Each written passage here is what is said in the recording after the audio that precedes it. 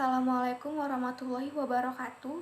Kami dari kelompok 4 ingin menjelaskan hasil presentasi tugas kami yang berjudul Merintis Usaha Baru dan Menganalisis Model Pengembangannya dengan mata kuliah Manajemen Pengendalian Usaha.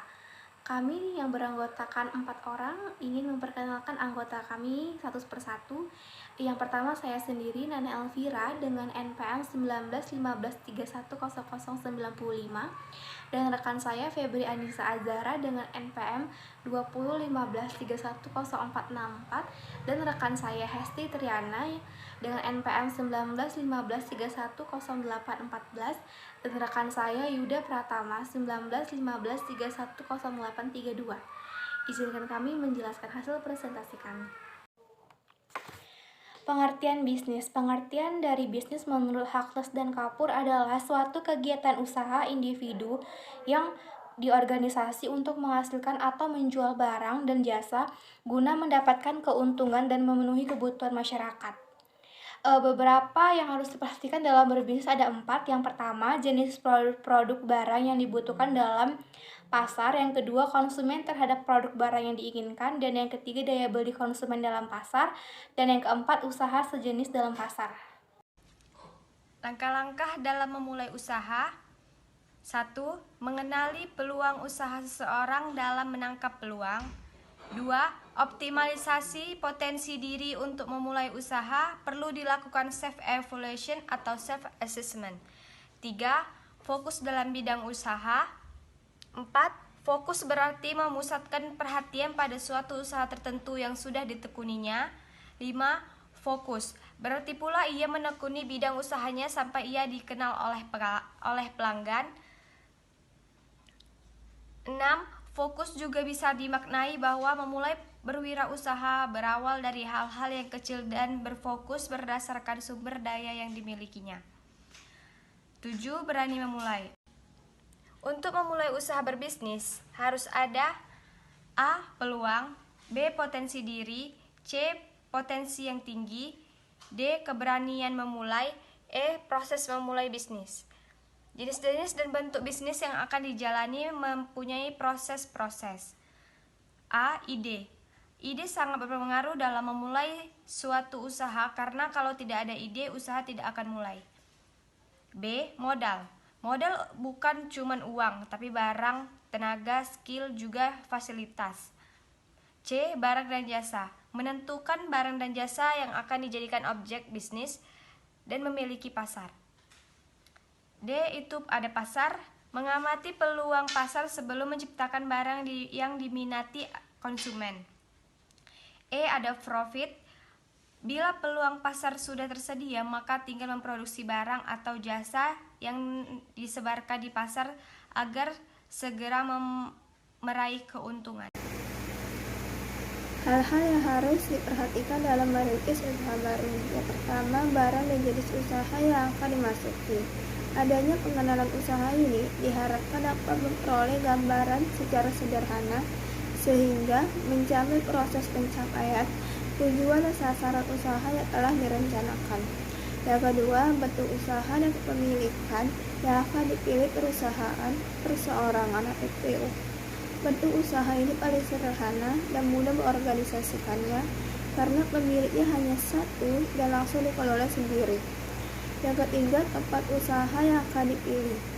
Para pengelola usaha sangat mementingkan dalam mencari tempat usaha yang sangat strategis. Perusahaan yang akan didirikan sudah tentu di tempat yang sangat potensial atau strategis. Yang keempat, organisasi yang akan dipilih.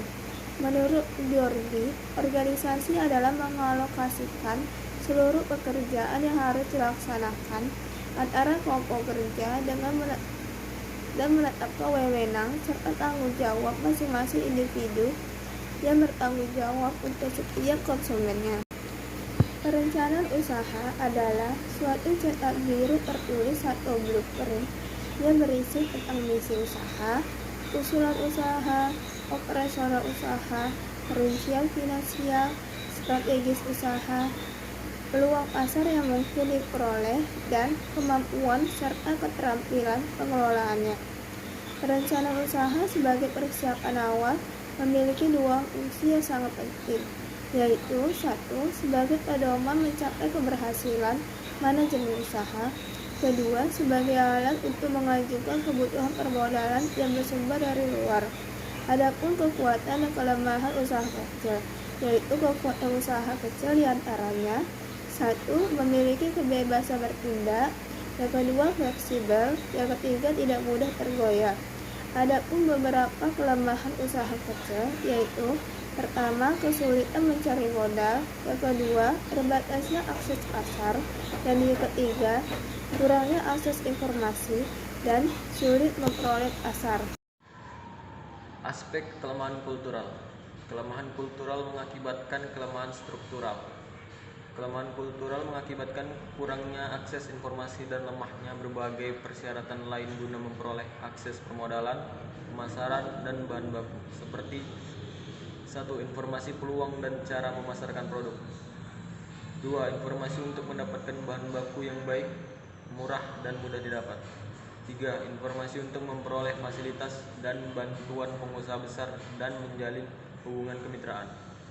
4. Informasi tentang tata cara pengembangan produk, baik desain, kualitas, maupun kemasannya. Informasi untuk menambah sumber permodalan dengan persyaratan yang terjangkau. Pengembangan usaha kecil. Banyak konsep yang dikemukakan oleh para ahli ekonomi dan manajemen modern tentang cara meraih keberhasilan usaha kecil dalam mempertahankan eksistensinya secara dinamis. Dalam berbagai konsep strategi persaing dikemukakan bahwa keberhasilan suatu perusahaan sangat tergantung pada kemampuan internal. Untuk menghadapi kondisi jangka panjang dan dinamis, perusahaan harus dikembangkan melalui strategi yang berbasis pada pengembangan sumber daya internal secara superior, internal resource based strategi. Untuk menciptakan kompetensi ini core kompetensi.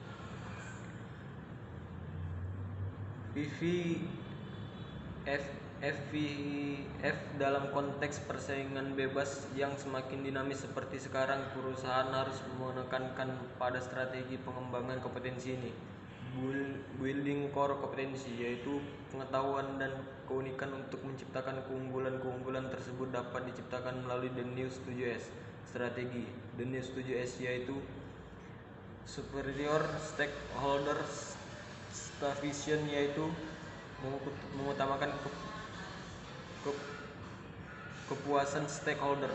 2. Strategi short selling, yaitu merancang strategi yang membuat kejutan atau yang mencengangkan. 3. Position for speed, yaitu posisi untuk mengutamakan kecepatan. 4. Position for surprise, yaitu posisi untuk membuat kejutan. 5. Shifting the rule of the game, yaitu strategi untuk mengadakan perubahan atau pergeseran peran yang dimainkan. 6. Signaling strategi intent, yaitu mengindikasikan tujuan dan strategi. 7. Simultaneous and sequential strategi. Sekian hasil presentasi dari kelompok kami. Bila ada kesalahan kami mohon maaf. Wabillahi taufik walhidayah. Wassalamualaikum warahmatullahi wabarakatuh.